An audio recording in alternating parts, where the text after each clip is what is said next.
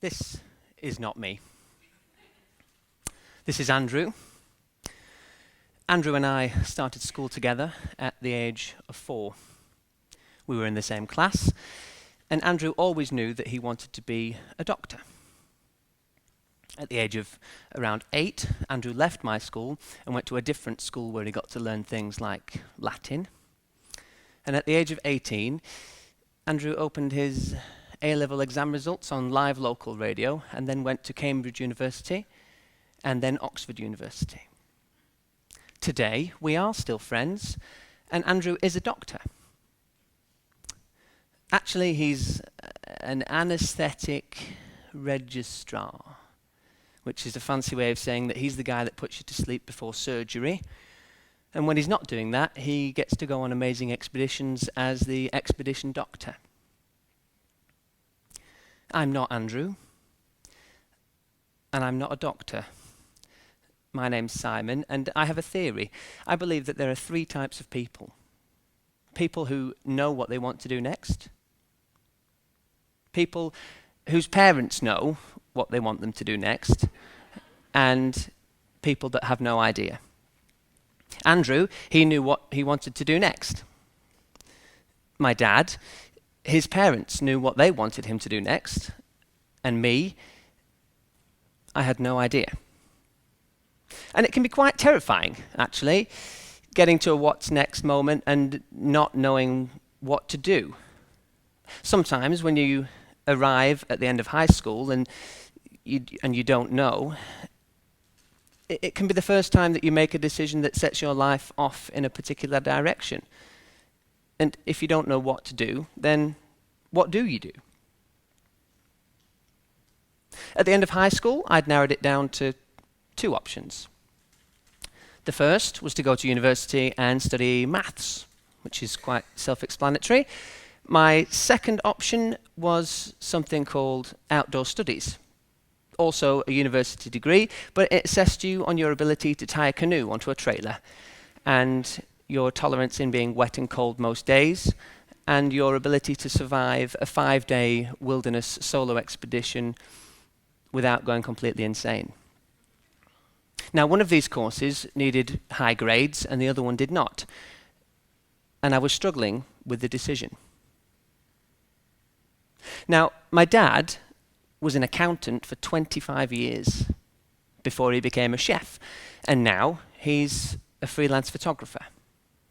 Earlier on, I said that his parents told him what to do, and that's not really fair. At the age of 18, he was struggling with a similar problem as I, and at that time his family's perception was that if he was to become an accountant, then that would be perceived as a successful career. So that's what he did. And when he saw me struggling with my own what's next decision, he gave me some advice. He said to go and do something, to pursue something that I was passionate about, to do something that I was going to enjoy. And it was almost like he gave me permission to not worry about my what's next moment. It turned out that when I discussed the expectations that I thought my parents had, it turned out that they just wanted me to make a decision that I was going to be happy with. So I'm very pleased to say that today I have a degree in something called outdoor studies. Now, I'm a teacher here at the International School of Düsseldorf. Before that, I was a teacher in the UK. Before that, I was a freelance street theatre performer. Before that, an outdoor instructor. Before that, I worked in a shop, 2 pubs, a restaurant, and I cleaned a bank for about 6 months. What's next moments can be embraced with enthusiasm. They can be dreaded. Sometimes, if you're lucky, or unlucky, they can be avoided completely. Sometimes they can be seen from a distance, but sometimes they sneak up and they slap you across the face. In my experience so far, I've found it's useful to approach what's next moments with as much enthusiasm as possible. One of my biggest what's next moments was a slap in the face. It was in my second year at university when I was in Ambleside in the English Lake District, and a friend of mine came to visit from London. As 20-year-olds, in our infinite wisdom, we decided that we would go to the next big town, Keswick, because it had more tourists, and we would stand on the side of the road and we would juggle for money. Keswick is 17 miles away, and buses in that area at that time, it felt like they came once every 3 days. So our decision was to get there by hitchhiking. Now, hitchhiking is an art form. You stand on the side of the road, you stick your thumb into the road, and you hope that people will stop and pick you up and give you a lift for free. Looks like this. Thumb, smile, and try not to look crazy, and they will stop and pick you up. You get a range of responses from people. The first one you get is as they drive past, I think they feel like you can somehow get in their car without them stopping. Another one is when they give you a thumbs up back, and then they drive past. Another one is they give you a different digit, and they drive past. A good one is they wind the window down and go, "Whoa, get a car." My favourite, which has happened a couple of times, is when they stop and you walk over to the car, and before you get there, they go "Vroom," and drive away.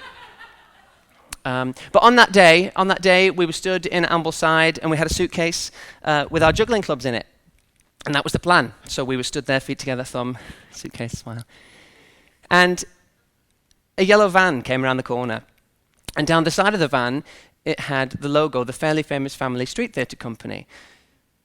And we thought, this is too good to be true. We're stood here with a suitcase of juggling clubs, and there's a street theatre. And the guy, he gave us a thumbs up, and he drove past. And thank you. Our disappointment was quite short-lived, because moments later we were picked up by a lady in a BMW X5, fancy car, and we were pretty pleased. But with hitchhiking, you don't always get to your destination. So on this day, we got all of 5 minutes down the road to Grasmere. And we had to start again. Side of the road, feet together, thumb, suitcase. And then the same yellow van came around the corner.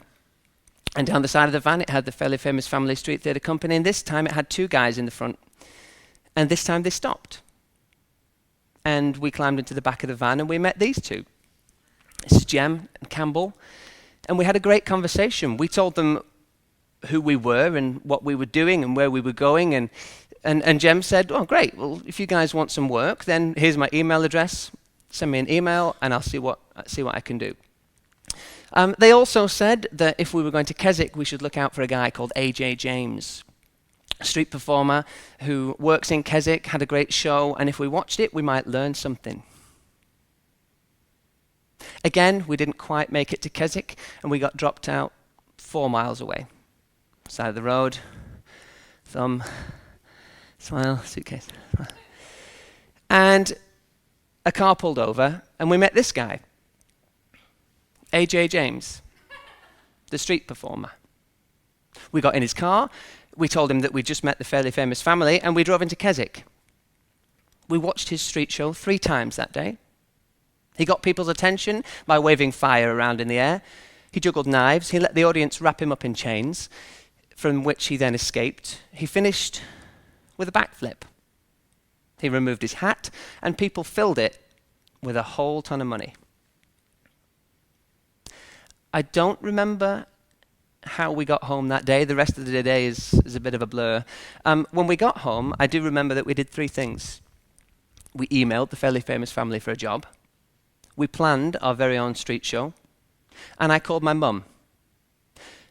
Now, if you think it's a difficult conversation telling your mum that you're not going to do maths and you are going to do outdoor studies, try telling her that you're going to be a juggler. That summer, we went back to Keswick with our own street show, and we performed 3 shows a day for 2 weeks. And this was our first £5 note. That's me on the left. After that, we became freelance street theatre performers, working for the Fairly Famous Family and other companies across the UK. and Europe. I don't perform as much now, but it's safe to say that my performing experience has helped shape who I am. The way that I treat people, my ability to think on my feet and appear confident in situations where I certainly don't feel confident, my unhealthy obsession with vintage suitcases. My point is that with a little bit of enthusiasm and a willingness to try new things, you will go places that you've never imagined, and you'll meet people that you've never expected. Now, I just want to clarify, I'm not saying that everybody should go outside and get into the back of a van. And I'm not saying that everybody should learn to juggle, and I'm not saying that you should ignore your parents or any advice that anybody tries to give you, and I'm not saying don't plan your future. If you know what you want to do next, then that's great. If you don't know what you want to do next, that's okay. It's okay. Do something that you're going to enjoy. Do something that you're passionate about. But try new things. Talk to people. Learn new things. Collect as many different experiences as you can. Go on a photography course. Join a flash mob. Go on an adventure. Learn to knit. It doesn't matter. Persevere with as much enthusiasm as you can muster and take pride in whatever it is that you're doing. Please remember to smile. And if you do those things, something amazing will come up. Something will pop up and catch your eye, and it will make your eyes sparkle when you talk about it. And when your eyes sparkle, when you are passionately curious about something, great things are going to happen. What's next for me? I don't know. And I am so excited. Thank you.